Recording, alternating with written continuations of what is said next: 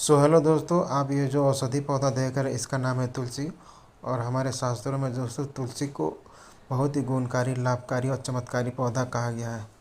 और दोस्तों तुलसी के बहुत सारे फ़ायदे होते हैं दोस्तों, जैसे कि आपको अगर किसी को कफ है, सर्दी या जुकाम है या बुखार है तो दोस्तों आप इसके पत्ते को चाय के साथ सेवन करने से दोस्तों बहुत ही लाभकारी मिलता है। और दोस्तों बताता चलूँ, चाहे इसके फूल हो, चाहे पत्ते हो, चाहे जड़ हो, सारा जो है इसका यूज होता है और लाभकारी होता है। दोस्तों अच्छे लगे तो सब्सक्राइब करें।